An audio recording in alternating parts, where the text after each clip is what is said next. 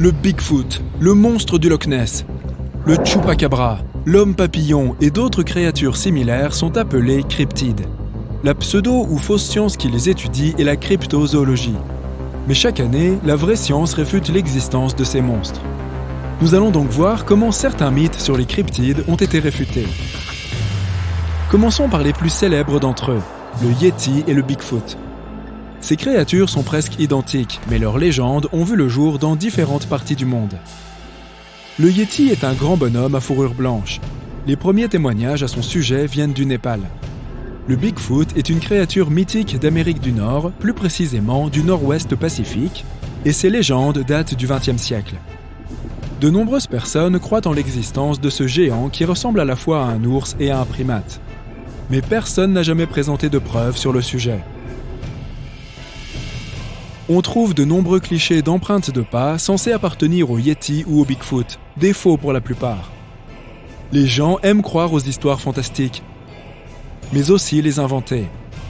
Ainsi, pour le Bigfoot, quelqu'un a fabriqué une grande empreinte de pied en argile assez similaire au pied humain. Les poils et autres échantillons d'ADN trouvés dans les bois non loin des empreintes étaient factices. Des poils synthétiques ou provenant de cerfs, de taureaux et d'ours. Et tu te souviens de cette vidéo de mauvaise qualité montrant un Bigfoot ? Le film était peut-être réel, mais la créature filmée était probablement un acteur dans un costume de gorille ou quelque chose comme ça. Parmi tous les animaux, l'ours noir est un candidat parfait pour le rôle de Bigfoot. Cette bête géante est couverte de fourrure et peut se tenir debout sur ses pattes arrière. Mais le plus fascinant, c'est que les scientifiques ont mis en évidence un lien entre les signalements de Bigfoot et la population d'ours noirs. Les gens ont aperçu le Bigfoot dans des endroits où vivent beaucoup d'ours. Une histoire similaire concerne le Yeti. Un groupe de scientifiques a étudié des échantillons de poils qui, selon les gens, appartenaient au Yeti. Ils ont découvert que ces échantillons appartenaient en fait à des espèces rares d'ours et même à des chiens. Cette étude décevra peut-être les fans du monstre fantastique, mais elle réjouira les scientifiques. Les informations obtenues permettent de se faire une idée plus précise de l'évolution des ours. Mais je reste persuadé qu'on apercevra encore le Bigfoot et le Yeti. Les récits concernant notre prochain monstre sont apparus en 1987 à Porto Rico. Une créature inconnue entrait dans les fermes pour dévorer les chèvres, les poulets et d'autres animaux.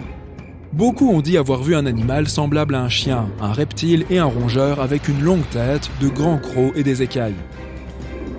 D'autres ont affirmé avoir vu un monstre à la peau lisse, avec peu ou pas de poils et une odeur désagréable. Non, ce n'était pas moi. Les gens l'appelaient le Chupacabra. Il attaquait le bétail et les fermiers n'arrivaient pas à l'attraper. C'est du moins ce que disaient les journaux. C'était en partie vrai.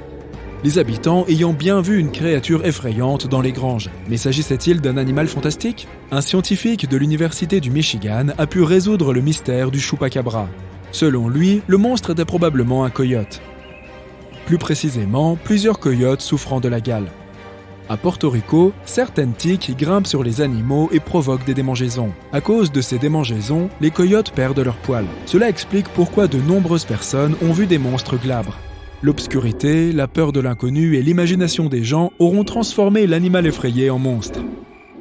Lorsque les tiques sévissent, les coyotes se mettent à dégager une odeur désagréable. Leur peau perd sa fourrure et devient plus épaisse. L'animal se transforme alors en Chupacabra. Il perd ses forces et choisit des proies plus faciles à chasser, le bétail. Cette chose apparaissait en pleine nuit dans les forêts de Virginie occidentale. Un personnage de grande taille avec d'immenses ailes et des yeux incandescents. Tu le connais probablement sous le nom d'homme papillon. On en a entendu parler pour la première fois en 1966.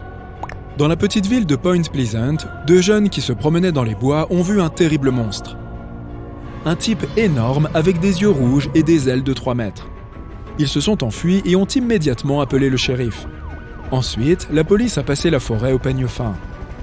Un journal local a consacré un article à la créature. À partir de ce moment, les rumeurs concernant l'homme papillon ont commencé à se répandre dans le pays. Il est devenu aussi célèbre que le Bigfoot et le monstre du Loch Ness.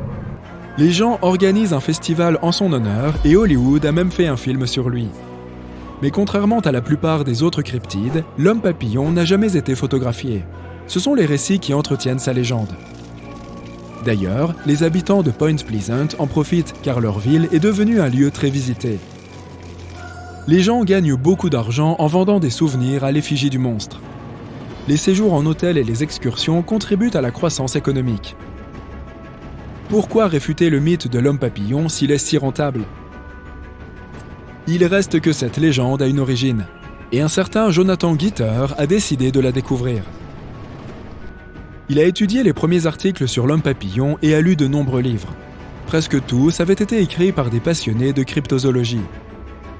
Mais ces documents n'avaient aucun fondement scientifique. Cependant, Jonathan a appris quelque chose de passionnant à propos de Point Pleasant. Au début du XXe siècle, des usines y produisaient des substances très nocives. À leur fermeture, les résidus chimiques ont commencé à polluer l'environnement. Peut-être l'histoire de l'homme papillon est-elle liée à l'idée d'une nature polluée. Le contexte historique de la ville a fait naître cette légende dans l'esprit des gens. Et en 1967, ce lieu a connu une grave catastrophe. Le Silver Bridge, la principale voie d'accès à Point Pleasant, s'est effondré. Cette tragédie a causé beaucoup de souffrance et certains ont cru que l'homme papillon en était responsable. Notre prochain cryptide vit dans l'eau. Le singe marin de Steller est moins célèbre que les autres créatures de cette vidéo. Mais son apparence est très particulière. Imagine un corps long et épais d'environ 2 mètres de long, soit la taille d'une star de la NBA. Le monstre est recouvert de poils roux avec une bande blanche sur le dos. La tête du singe marin de Steller ressemble à celle d'un chien. Ses oreilles pointues sont dressées et de longues moustaches pendent des 2 côtés de sa bouche. C'est grâce au naturaliste George William Steller que des histoires sont apparues à son sujet. D'après sa description, le singe ressemblait à un morse ou à un phoque. Mais les images visibles sur Internet nous montrent une créature entre la sirène et le chat. Le naturaliste a vu cette créature lors de la 2e expédition du Kamtchatka dans les années 1740. Au cours de cette expédition, il a aperçu de nombreux animaux, dont le singe marin qu'il a décrit dans son journal. Comme il s'agissait d'un naturaliste réputé, nombreux sont ceux qui ont cru en l'existence de cette créature. Certains pensent qu'il a décrit des phoques. D'autres pensent que le singe marin n'était autre que le capitaine du navire, Vitus Bering. Steller était en conflit avec lui et il l'aurait donc décrit comme un singe des mers.